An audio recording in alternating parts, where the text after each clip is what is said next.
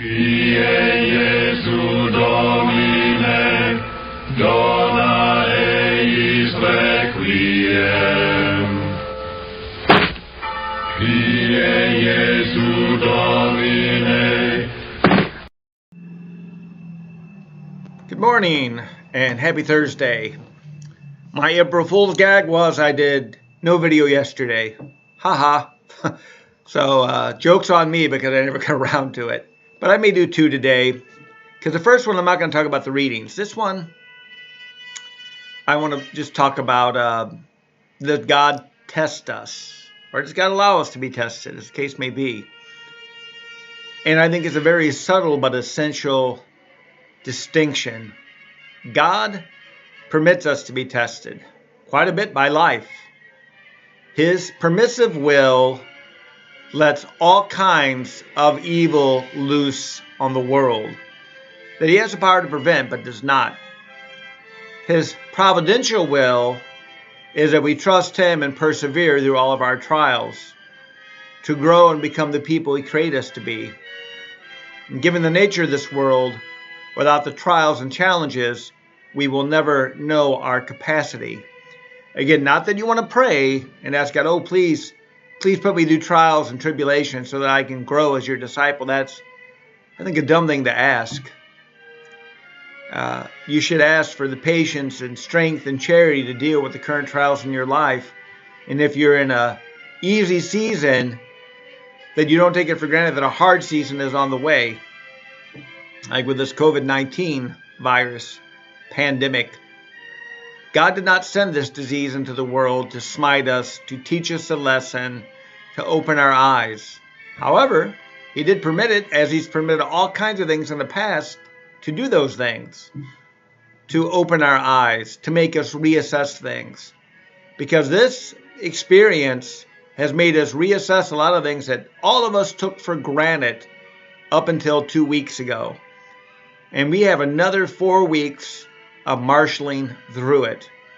And we want to have the best patience and charity and trust as possible in God, in one another, and lastly in ourselves. But God definitely permits us to be tried. And I think, that's just part of life in this world. But I think you'd do a favor of not saying God tries you. And I've said this a lot, and this is probably on half a dozen other videos that I've done over the years, my little 5-minute segments. Because here's the problem I think we run into.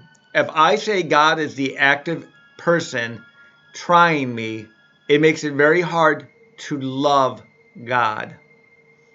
It really does.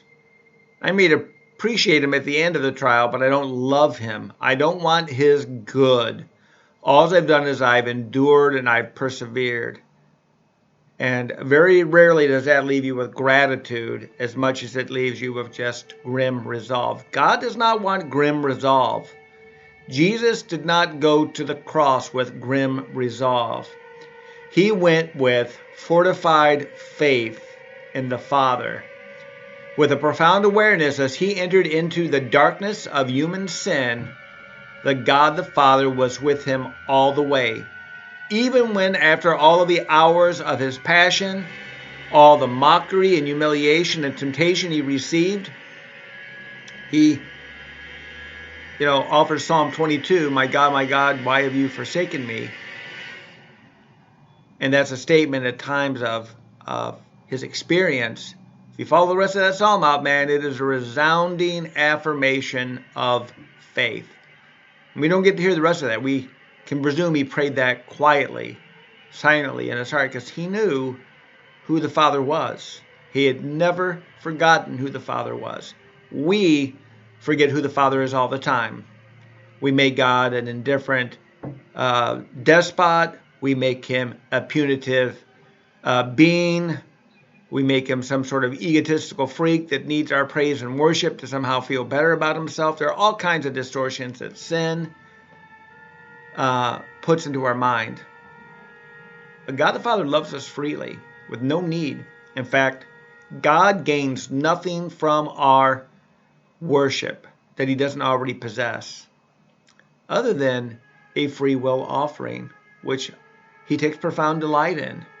And that's going to be hard for us to really fathom, because we don't value free will nearly as much as God does.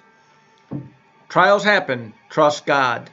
Do not make God the active agent, lest you stop loving him. God bless, and another video to come later this morning.